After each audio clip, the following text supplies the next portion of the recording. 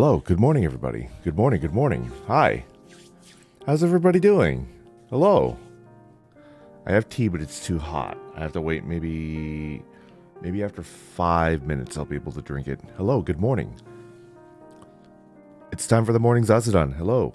I am your host, Vesper Noir, the resident scholar of the Adventures Guild Tempus, and a member of HOLOSTARS English. We're doing a free chat. Nikki GZ, good morning, good morning. I did rest pretty well. I did. I didn't fall asleep immediately after the raft collab, but I fell asleep maybe an hour after. About an hour. I think I got a full night's rest, which for me is about 8 hours. And I feel pretty good. I feel pretty good.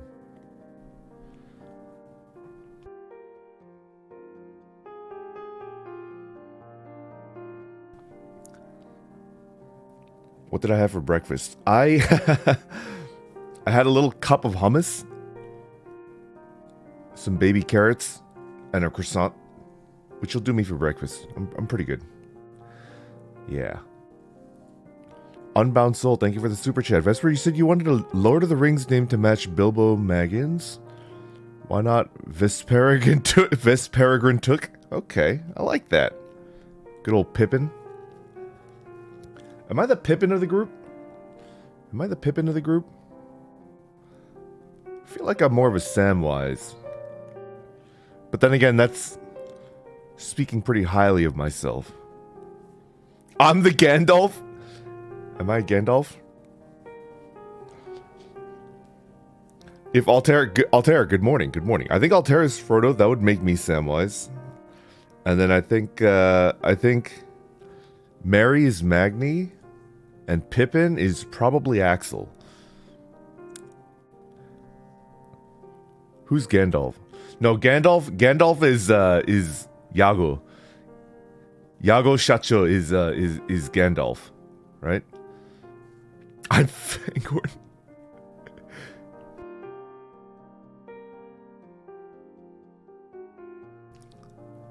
Yeah, Yago is Gandalf. A wizard is never late. A wizard is never late. He always arrives precisely when he means to.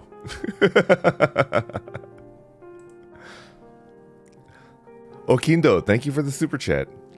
Just wanted to say I really like the way that you edited the short form video you put it out. I didn't edit it, actually. I have an editor, and he does a really good job. Really quick, precise cuts, and like, he's good at like compressing it. Like it only has what's necessary. It's really nice. But yes, thank you for the super chat. I really appreciate it. Actually, I wanted to talk about that. That's the first thing that I wanted to talk about. The first thing that I wanted to talk about this morning. Guess what's gonna drop later today?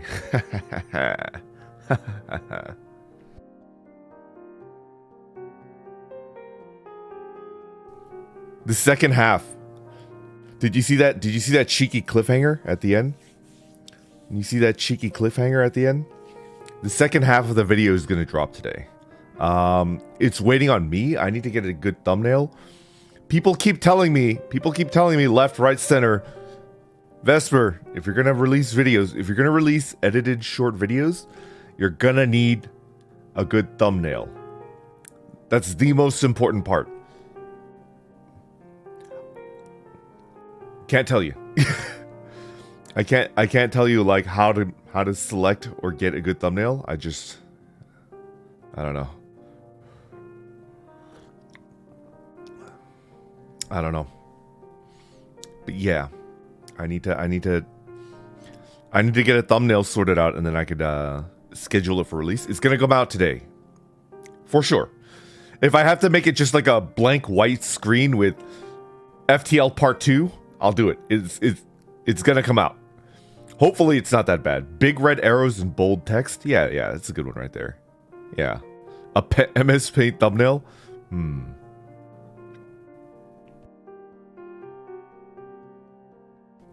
What if I made like an MS Paint parody of like every website's like top 10 things you need in a good thumbnail? Impact font. Lots of red Like, it's just a bunch of red arrows, like, pointing around in a circle. And then, like, big font that says, what if there's, like, it's just the word sex in big red impact font. And then there's, like, a bunch of red arrows, like, pointing towards each letter. And then, like, there's a guy, there's, like, just a stock photo guy with the, like, his mouth wide open, like a big shocked expression. You know? Like a big shocked expression. You know?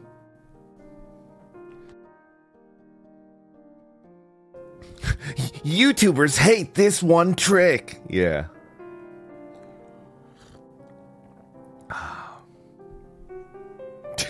Sounds appropriate. Do it, you coward.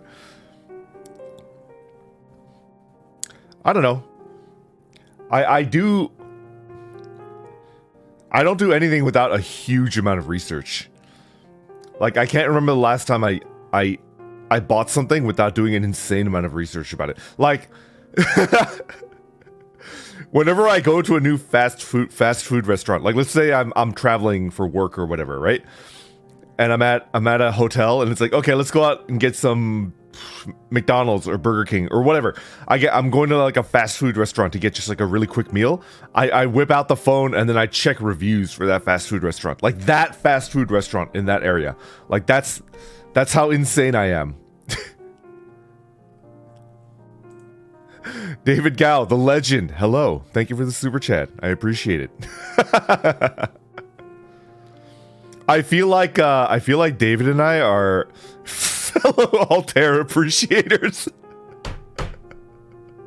I feel a kinship with David. I feel like we're fellow Altair appreciators. Stormblade, thank you for the super chat. Much love, much love.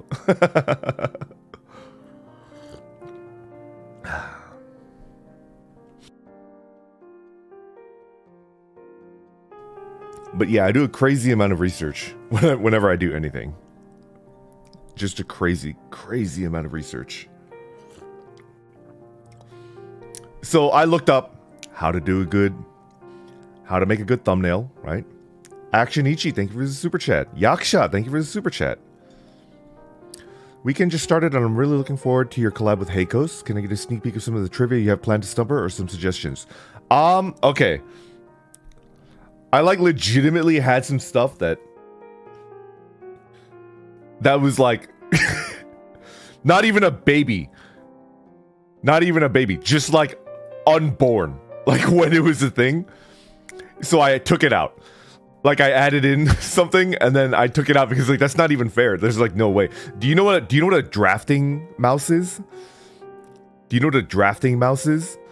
I put that in, and that hasn't been relevant since like the late 80s. So it's just like, that's just not fair. That's like absolutely not fair.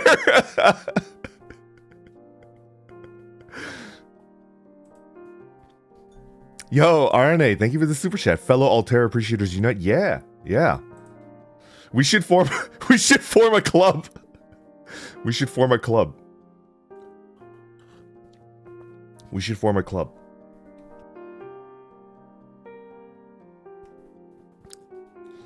Like the three of us, me, RNA, and David should form like an Altair Appreciator Club. And then there would be like president, vice president, and like secretary, right? I'll be the secretary. I volunteer for secretary. So yeah, back to the question at hand. A drafting mouse is... This is like CAD 1.0. I think a drafting mouse hasn't been relevant since CAD 1.0 or like 1.2, whatever.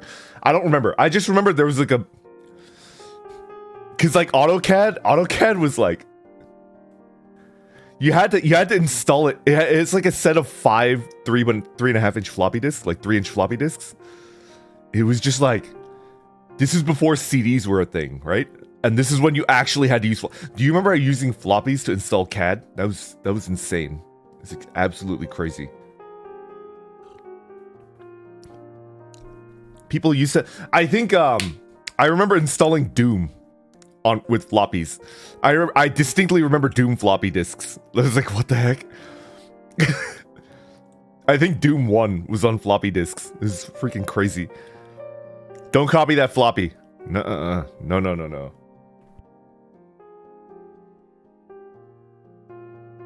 I also distinctly remember playing Lynx. Lynx was a golfing game on Windows 3.1. There was a golfing game called Lynx on Windows 3.1. And the anti-piracy like countermeasure for that game, was like a physical paper wheel. It was like a physical paper wheel with a bunch of like holes like punched into it, like cut into it. And then you had to match up a bunch of stuff, and then it like spat out like a little number at the end of it, and then you had to like punch in the number, and then it would let you into the game. Do you guys remember that? Do you guys remember the paper wheel that like, and if you didn't have the paper wheel, like you wouldn't be able to start the game. It was like the anti-piracy measure. It was old school. Oh my god. Yeah, it had a code wheel. And it was like golf trivia that let you match it up. It was nuts. It was like literally a decoder wheel to stop piracy. It was nuts. There's something crazy. Sky Compass, thank you for the super chat. Yes, you will be member number 4 of the Altare Appreciation Club. JPNG, hello, thank you for the super chat. You say that, but I still have my drafting mouse. I do too. It's in storage, but I have one too. Yeah. And no, I'm not ancient. I was a child when that existed. Okay? I wasn't drafting. I wasn't using CAD back in when, like, I wasn't old enough to use it, you know? Like, I wasn't like, oh, come on. Come on. Relieved to know that I'm not alone in Googling specific locations for fast food. Glad to see the zatsudan back in action. Maury, thank you for the super chat. Good morning. Yeah. I don't even know why I do it. Cause I've like looked up reviews of a fast food restaurant, like a Burger King that I was gonna go to, and it gets bad reviews. It's like blah blah blah. It's bad. It's bad. It's bad. It's like, okay, I respect that somebody took the time out of their day to give it a bad review, but I'm still gonna eat there because I'm lazy and I don't wanna take a Uber or whatever. Lonnie, thank you for the super chat. Proposed Altair Appreciation Society name, the Legislators. That's a good one. Infernity Zero, thank you for the super chat. Imagine telling a kid you needed to write win just to access a desktop. One Joke Man, thank you for the super chat. Are you 17 season 2 also? No, I am 28 season 14. I am 28 season 14. 14 seasons and 2 movies. Let's go. 14 seasons and 2 movies.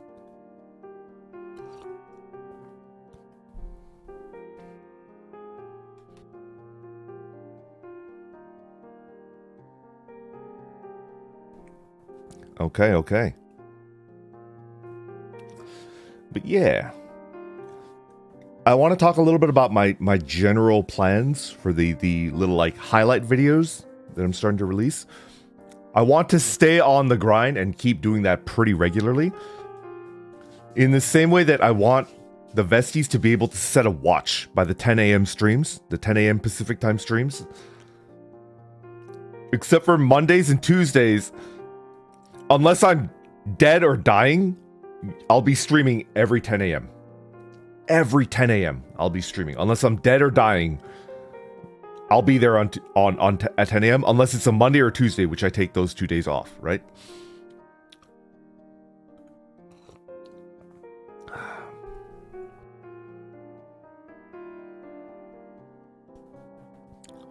Much like that, I'm going to try to release around a 10-minute highlight video. It might be 8 minutes, it might be 15 minutes, it might be 20 minutes, whatever. But I'll release like a longer short video every Monday and Tuesday. So those 2 days you'll see a video release, right? And if I'm feeling cheeky and my editor and I are ahead of schedule, there will be a Friday release as well. So today, right? Hopefully. Did I get that wrong? Is today Friday? I'm losing track of time because Yeah, today's Friday. So if we're ahead of schedule, we release on Friday as well. But if not, if we're running out of content, then it'll just be... It's guaranteed Monday, Tuesday, and then possibly Friday. If you die, we'll be so pissed.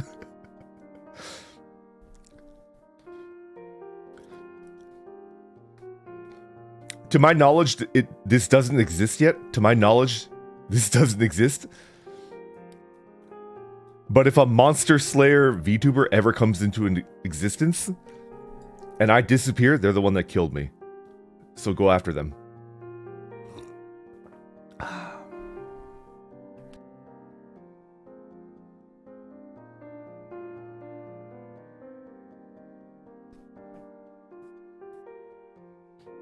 Yeah, go after Shoto.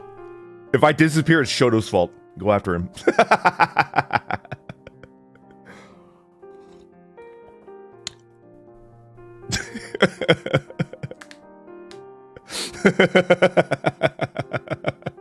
Normal 28-year-old man statements.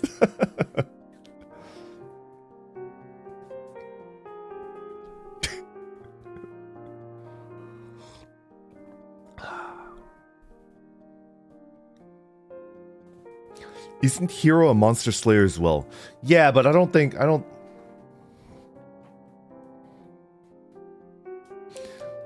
Minecraft trolling aside, I don't think Altare would ever kill me. Maybe I'm digging my own grave. Maybe I'm digging my own grave, but I would bet my life that Altare would never kill me. I would bet my life on that. Minecraft aside. Minecraft aside. I hesitated a little bit. I mean, I was specifically remembering, like, hey, why don't you left click that big thing? Hey, left click it. It'll be funny.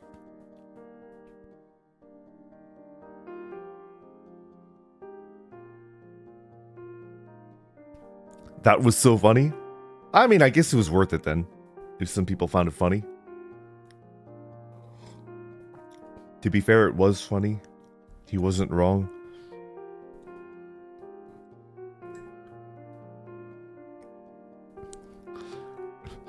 Altare won't kill you, but Ragus? Ragus? We don't know. Ah. You know the streamer lifestyle is taking over when you have to ask, is it Friday? Yeah. I guess Monday and Tuesday are my new weekends, so like I need to get used to that. You'll have to go through us first. I mean, not that hard, but maybe buy some time.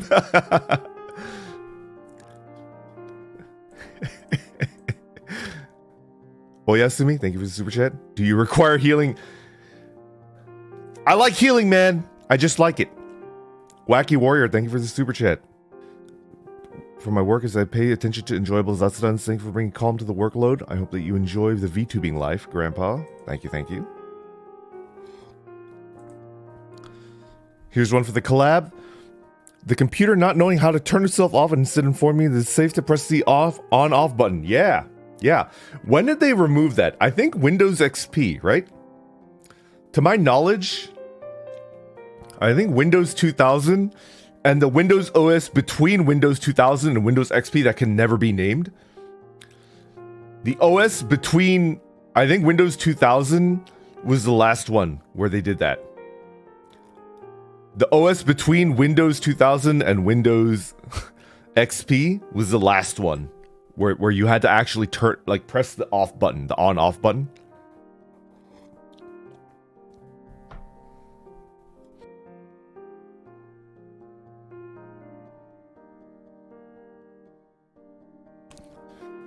We've lost Microsoft perms. No. Well, that would actually be a disaster because Microsoft owns Minecraft, right? That would actually be a disaster, an unmitigated disaster. Maybe I should stop talking about. That would be a disaster. Oh my god. Yeah. Okay, Altair. Windows is an incredible OS. It's every bit as good as Linux. Even I can't say that. It's okay. It's pretty okay.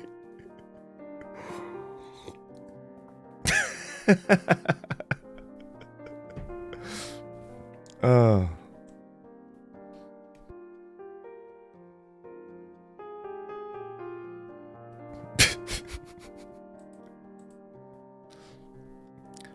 Hey Vesper, do you remember any good shareware games? Oh man, I remember shareware. Oh, I remember Doom's shareware version was like 4 discs, full version 10.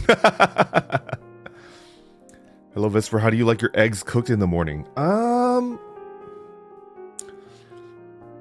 I like it sunny side up, but because of, do you remember there was a Naruto short film where Itachi is making eggs? Do you remember that? Do you remember the, it's like Itachi in an apron and then he's making eggs and he does this specific thing where like at the right moment he pours in water and covers it. Do you know why he does that? I upped my egg making game because of that. And now I can't eat eggs. I can't eat eggs that are not made by me. I just can't. I just can't. It's to cook the top. Yeah. You steam it and then you cover it and then it cooks the top of it and then it makes the top like really nice and firm, like just firm enough. So I like sunny side up eggs, but I need to have it cooked that way. And even at a restaurant, even at a really high-end breakfast restaurant, I don't think they do it that way. So I have to do it that way. So if I'm cooking my own eggs, I cook it that way and it's delicious. If not, I'll do sunny side down. I used to eat it sunny side down, which is pretty mid. It's mid but safe. It's mid but safe. I trust any restaurant that's charging me $10 for a breakfast plate to do sunny side down. Yeah, over easy. Over easy.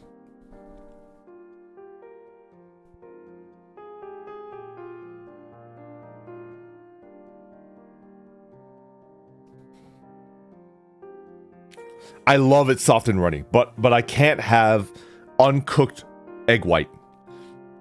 I do not like the texture of uncooked egg white. So I need the egg whites to be firm-ish. And that requires the steaming technique. It requires the steaming technique. And I'd say like 50% of the time when I get sunny side up eggs from a sit-down restaurant, the egg whites are a little bit like uncooked. And I don't like that. I like the yolks runny, but I like the whites cooked, which is like, if you need to do it, you need to do the steaming method.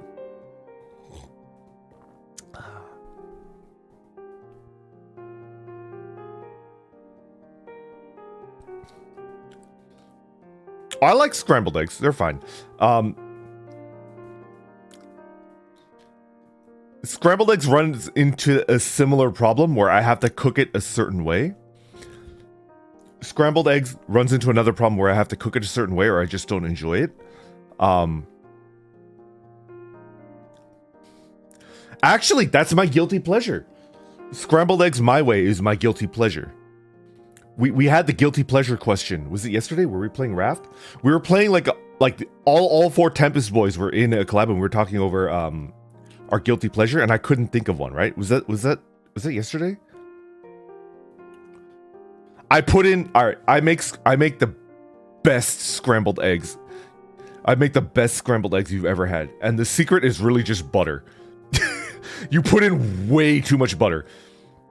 If I make like if I make 3 or 4 scrambled eggs, I put in an absurd amount of butter.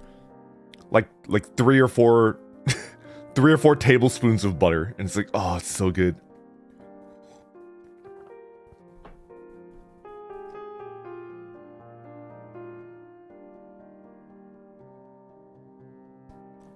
That's my guilty pleasure. No, I've never been to a restaurant that serves, scrambled eggs the way that I like it, and it's just like, eh.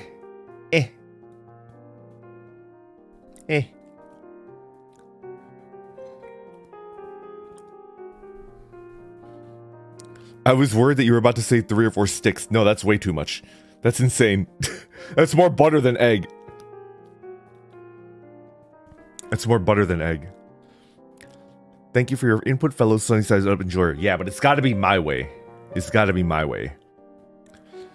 Etienne Baum, thank you for the super chat. Thank you for the zatsudans. You make my work more fun. Listening to you talk, so excited about any topic, makes me really happy. Hugs from Old Lady Vesti from Brazil. Thank you. Much appreciated. Oh, man. Work. Work, am I right? Restaurant perms lost.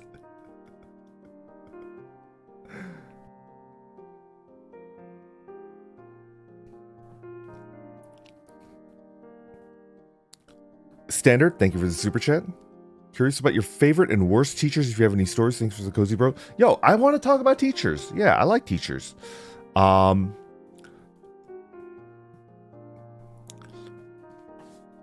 Do I have a favorite teacher? Let me think. Do I have a teacher that I don't like?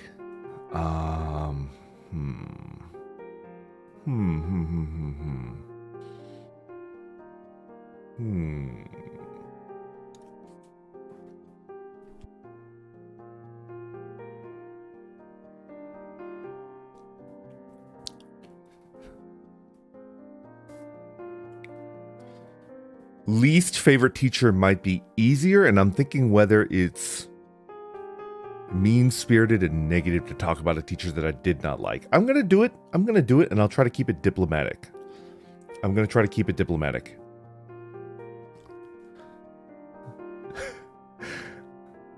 This is not baiting sympathy. This is me answering a question, okay?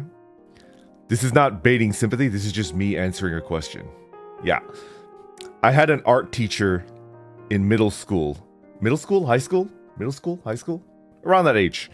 I had an art teacher around that age, and it was a class that I had to take. It was a required class. And I guess that art teacher... I turned in an art piece to that art teacher, and that art teacher's response was like, "Oh, thank goodness you're good at math. Just stick to that."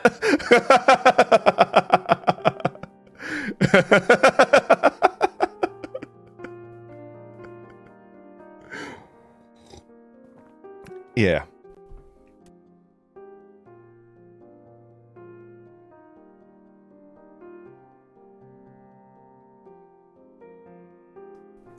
I was pretty good at math, though. I was pretty cracked at math, I'm not gonna lie. Favorite teacher.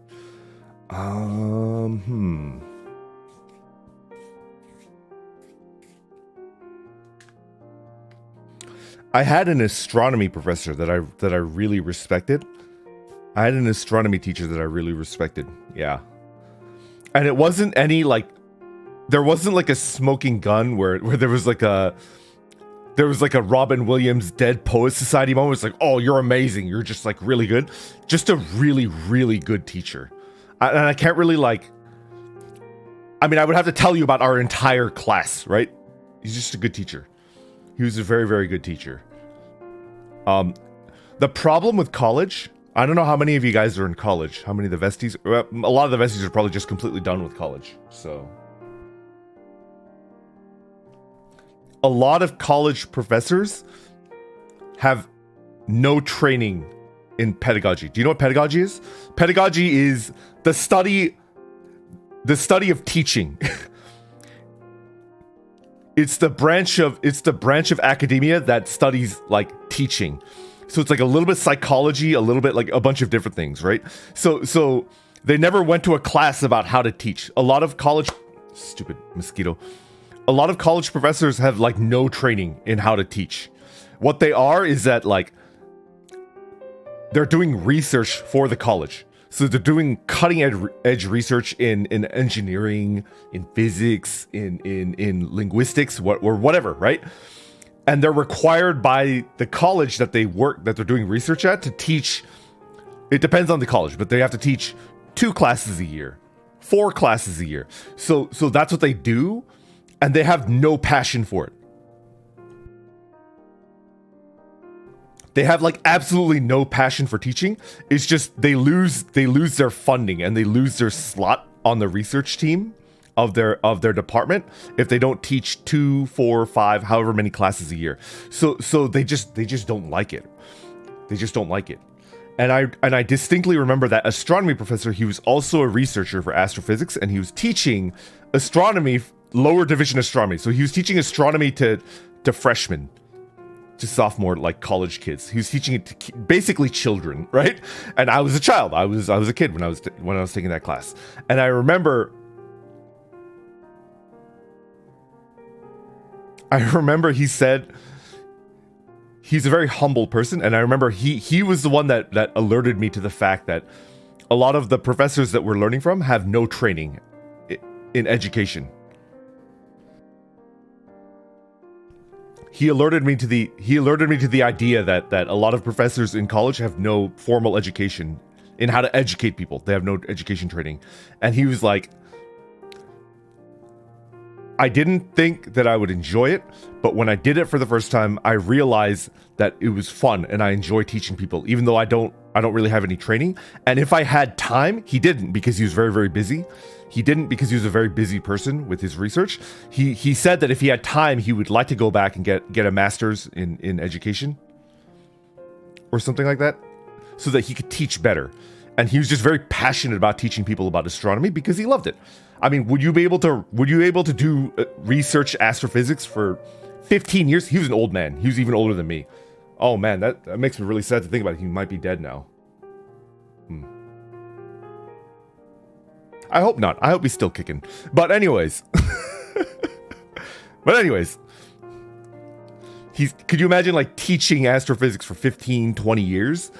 And the best part of your day is like trying to get at least one. This is his motto. He said, I teach a class of about 15 kids. 15 freshmen will take a lower division astronomy class, right? About 15 kids will take a lower division astronomy class, and out of that 15, my goal is to get one kid interested in astronomy. If one kid gets like a lasting interest in astronomy, then it made this semester of class worth it. And that was huge. Like, that was just like, you're a great teacher. I love you. Yeah. And I think I was that type. I think. I didn't take any more astronomy classes, but I do enjoy reading books about astronomy. Yeah.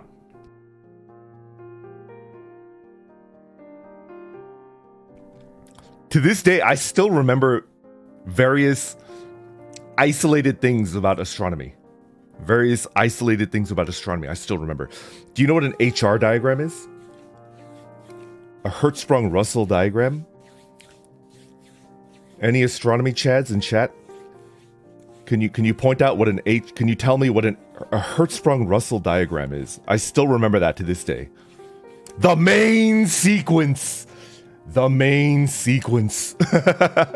that's a good teacher. Could you imagine having a student from 200, 300, 400 years ago, and they still remember what an HR diagram is? And I've never taken another astronomy class since, and I still remember that. To this day, it's in my brain.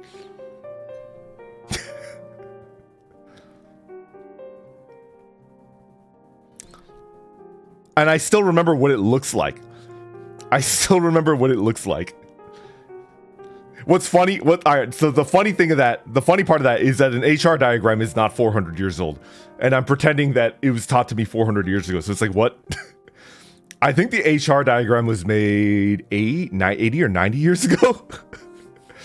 I think that the concept of an HR diagram is only 90 years old or something like that. Yeah, it came out of the 20th century. Yeah. Yeah. So actually 110 years ago, about 110 years ago. No, it's not 90 years. It's 100. It's 100 years ago. A little over 100. So, to the Vesties that don't know, I'll describe what an HR diagram is. What is the XY axis? It's like a graph. I forgot what the XY axis was. I'm losing it. I think the Y axis is brightness, right? the y-axis is brightness, luminosity, and then the x-axis is temperature. X is luminosity, Y is temperature. Got it. There we go, right? So luminosity is how bright the star is, and then obviously temperature is how hot the star is, right? And then it looks like a positive slope. It's not a negative slope, and it starts at 0, 0, and then it just goes straight up. It's like a positive slope. And then there's points at the very top, and then there's points at the very bottom. And then it shows you, no, it's not a black body curve. Not really a black body curve, but yeah, a little bit, not really. And then it shows you the life cycle of a star. It shows you the life cycle of a star. So obviously, like, the positive slope is a star as it like grows, right? So as the temperature goes up and the star gets hotter and hotter, it gets brighter, which is obvious, right? Very obvious. And then when a star reaches the end of its life cycle, it could do a bunch of different things. If it wants to be cheeky like Axel, it could go supernova. But did you know that some stars don't go supernova? They don't have enough mass to go supernova. And then they just kind of like flame out. And so you have a bunch of different types of things that a star, like it could turn into a black hole, it could turn into a neutron star, it could turn into a dwarf star, it could turn into like a bunch of different things. Yeah. So the HR diagram is just, you could point to any star or any post-star object in the sky, and you could put it somewhere on the HR diagram, and it's like, this is where it is. This is what it is right now.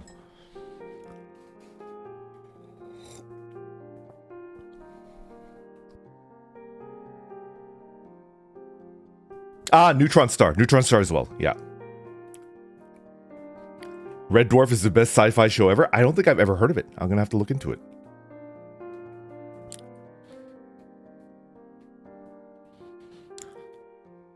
Where does Estelle Senpai fit into this?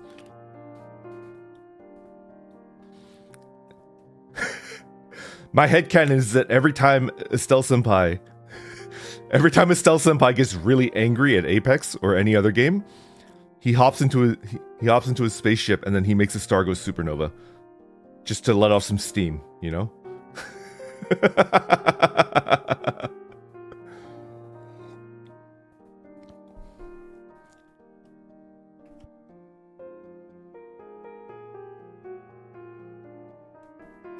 Trying to remember other things about that class that I remember. We had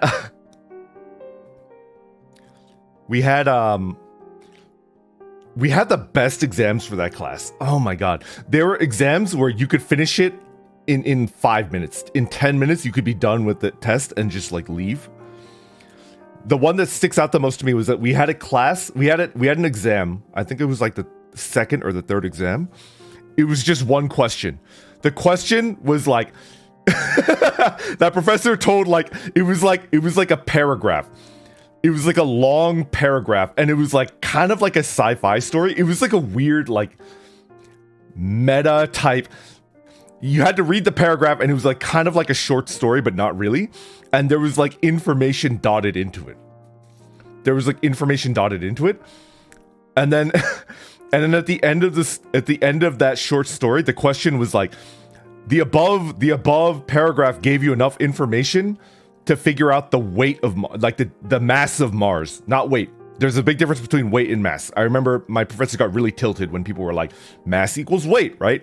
And the professor was like, hell no, mass is not weight. Hell no, what is wrong with you? Yeah, anyways, so it's like, what is the mass of Mars?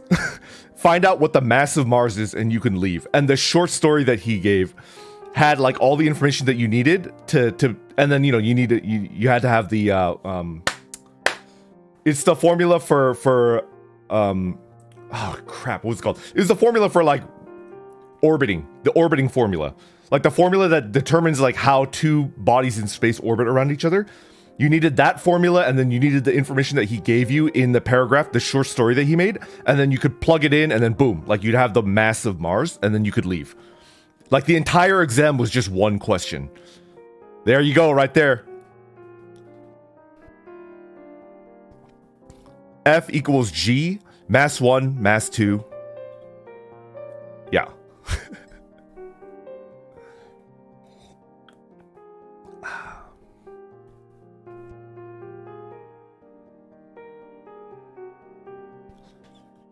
That's a really cool test, right? You either know what he taught you or you don't. And that entire unit was just like the revolution of, like, the orbiting revolution of stars, stuff like that. Like, the entire thing was just about that.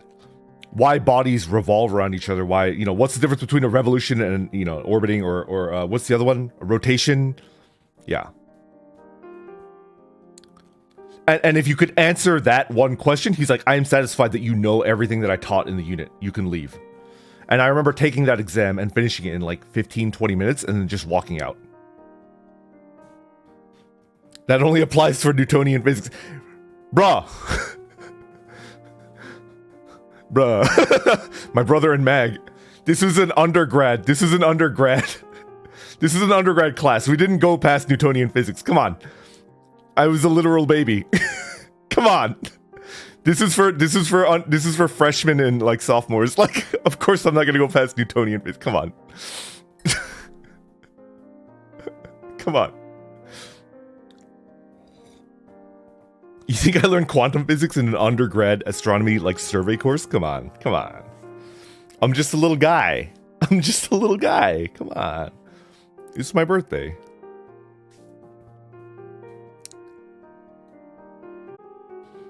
We're back. Little question, are you good at chess? I am not. I know the rules of chess and I know very, very basic concepts. Like, I know what a fork is. And I know how to force a fork. That's about as far as I get. Like, I've done no studying for chess. Yeah, we're back. We're back.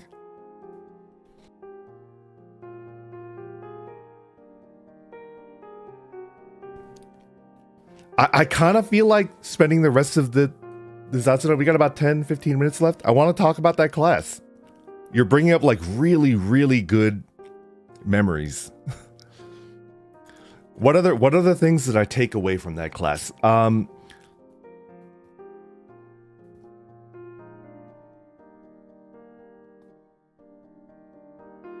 This goes into like more philosophy than like actual science, but he like, just for one entire, and we had 3-hour classes at like 10 p.m. to 1 a.m.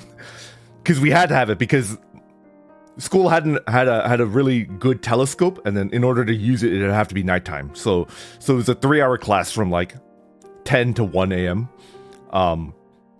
But for one 3-hour class, he was just talking about the he was talking about the theory. He was just talking about like the philosophy of science in general, which was really cool.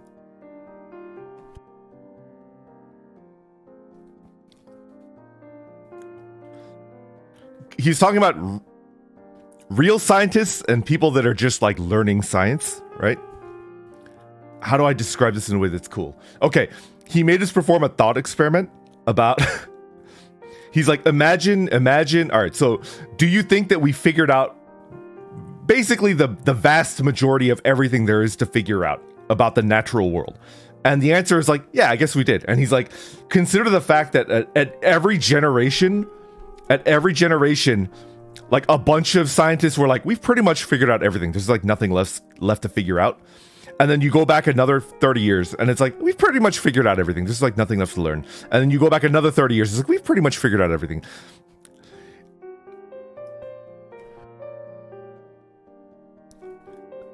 So I believe it was Niels Bohr. Niels Bohr, when he was in college and he was studying to become a physicist, he had a professor that told him, physics is kind of like a dead branch because we've more or less figured out everything that we need to figure out about physics. So Niels, if I were you, I would go into biology. Biology is actually a really interesting field of study and there's a lot of new stuff coming out of it. But physics is pretty much, we figured out everything. There's like nothing left to study in physics. And Niels Bohr was like, no, I'm gonna continue to study physics. And thank God. Thank God that Niels Bohr continued to study physics, right? Because Niels Bohr is like a freaking legend, right? Yeah.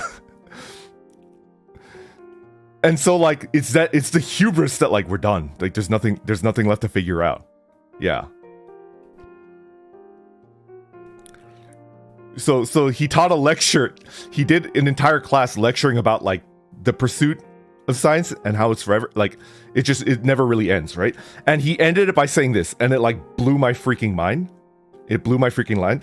He said, if you look at the study of science, if you look at the study of science from like ancient times to now, from antiquity to now, imagine that you could like, there was like a YouTube highlight reel of the study of science from ancient times to 2001 or whatever, right? To 2000 whenever. Like imagine a highlight reel, right? And just imagine that at every point they made a breakthrough in science and they discovered something, they were wrong. Think about that. Almost every single like discovery in science was wrong. Like, if not wrong, like incomplete. Think about that. Like every single scientific discovery in history was either wrong or incomplete. And it's like, do you suddenly think that now that you're alive and you're the center of the universe, that all the scientific discoveries and what we know about science, now that you're alive is well, it's different now. It's different now. Everything is correct now, right? Like how arrogant would you have to be to think that like in the pursuit of science, it was just completely wrong. And then now that you're alive, now we know everything about science. And now you can trust like that this will be correct until the end of time. It's like, no, like it's just always wrong. And I think that's why science is beautiful and incredible, right? Science, like true science is incredibly humble because it's just wrong over and over and over again. And it still like moves on. And it's just, it's like science is so cool, right? and if you're into science and you like being correct and you like correcting people and you like being better than people, then I don't think you have the scientist mindset, right? The scientist mindset is like, yeah, somebody's gonna show me that I'm wrong and dunk on me like 5 years from now. That's the true scientist mindset. Like I have this thing that I discovered that I'm really proud of, and 5 years from now, someone younger than me is gonna come along and be like, you're wrong, you're an idiot. And it's like, oh, there you go. Touche. This Sigma science grind set. God, I love that teacher. He was so good.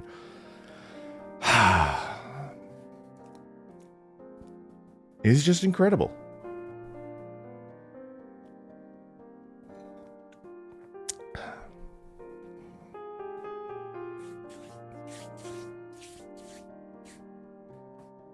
This is going to sound really depressing, but I hope he's not dead. I hope he's not dead.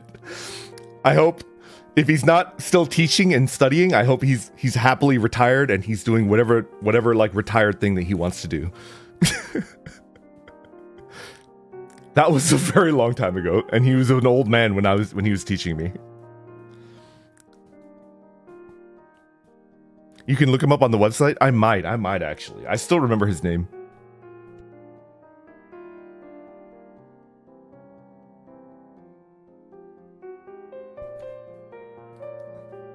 I can't tell you what he was studying because he used it. The fastest way to get him like hype, was to ask him about something that he was studying. And I think he said he never really changed what he was studying the entire way through his research career. He was only studying one specific part about astrophysics. And I'm worried that if I tell you what it is, you'll be able to find out who he is, because there's not that many people. There's probably less than like 100.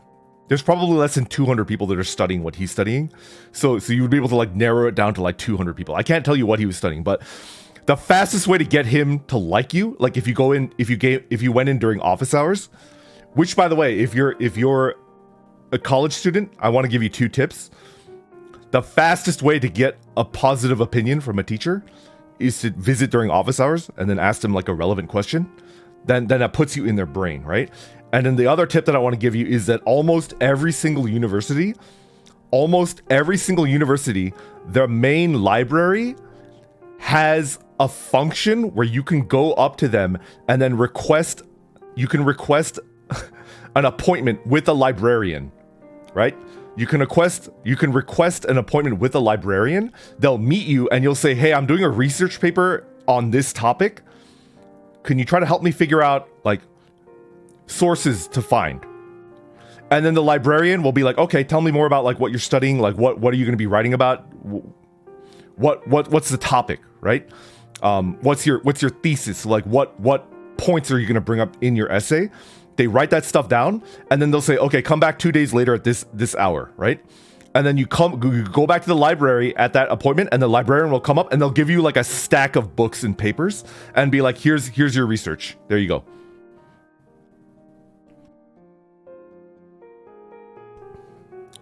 It's incredible. Most universities have a function like that, and people very, very rarely use it.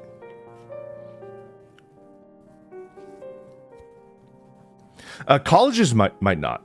A college might not, but a university definitely. Like, I would say over 50% chance of that happening.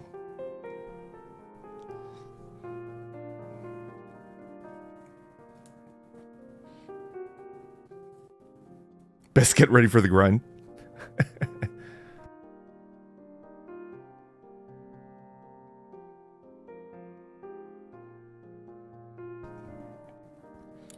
Pretty good, pretty good. Yeah. It might be an online appointment. That's true. Yeah. It makes sense that they would move it to online.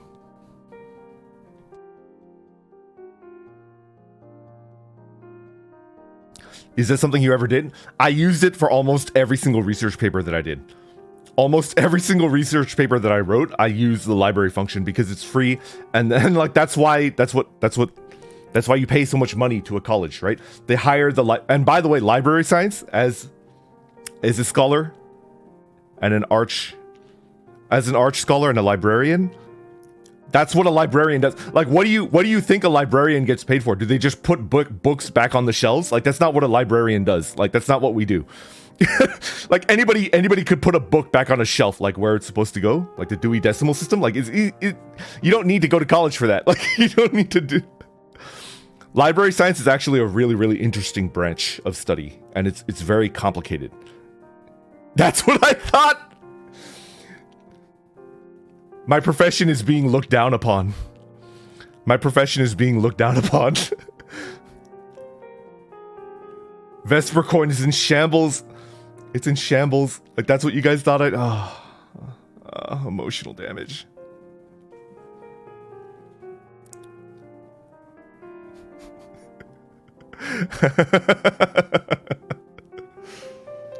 Librarians are really based. Thank you. Yeah.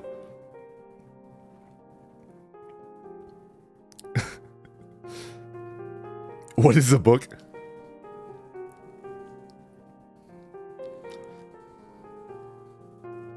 Chat lost library perms.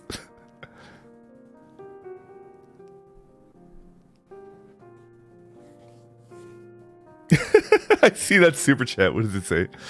Kafka on the shore. I'd like to make an appointment with you. I'm studying. Okay.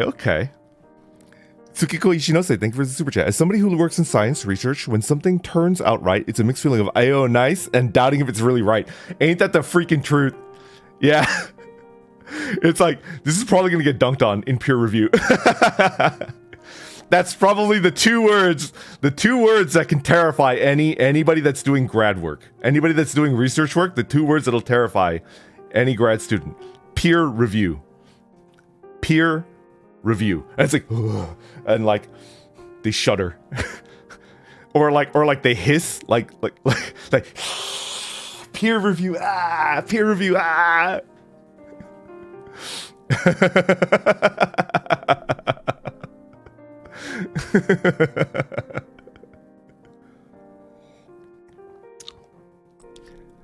and then it's like a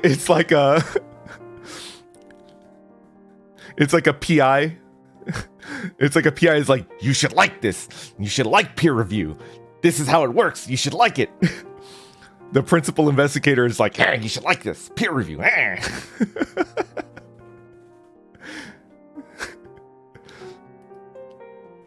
I'm going to give you peer review until you like it. It's brutal but necessary. I fear no man.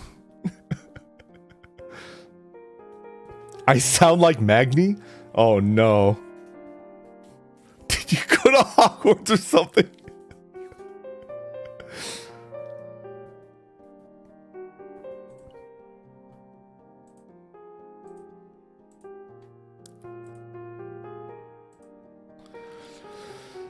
Let's see. The archivist in the King Killer Chronicles does that for the students. Find stuff in the tome. Since the masters kept changing the system, they only know they would know where to look. Yeah, sort of like that. Sort of like that.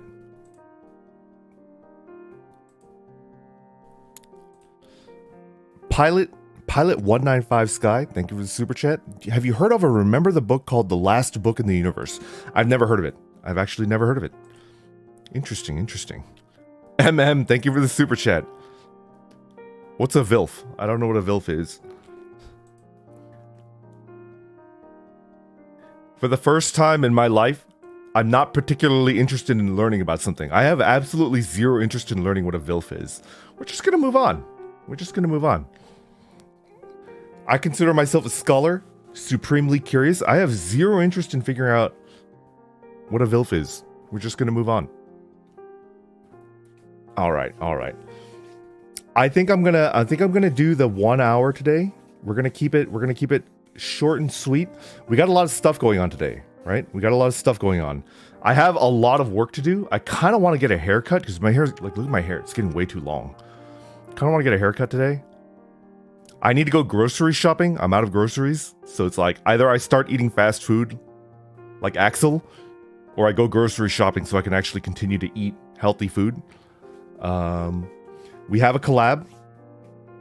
We have the collab with Heiko Senpai. I need to prepare for that.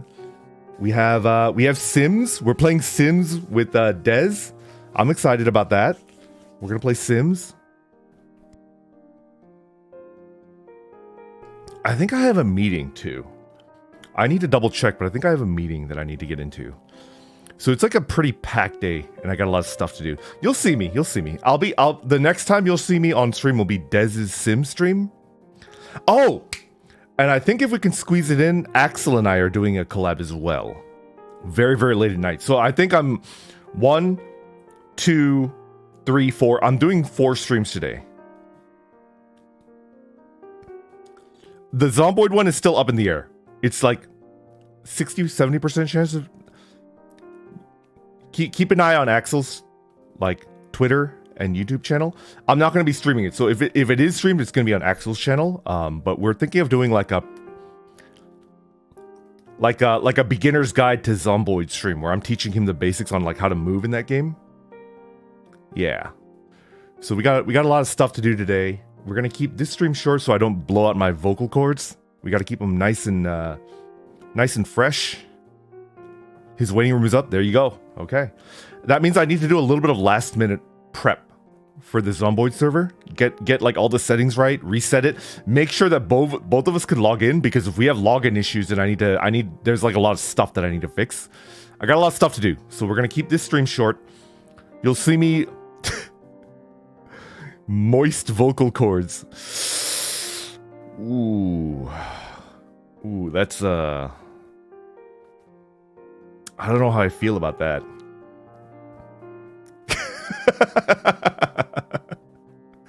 All right. Thank you for listening to your grandpa talk about astronomy classes and stuff like that. Appreciate it. You'll be seeing me later today. Yeah. You'll be seeing me later today. All right, everybody. Thank you. Have a good day, a good evening, a good morning, wherever you guys are at. And stay safe. I'll see you later today, okay? Goodbye, everybody. Take care.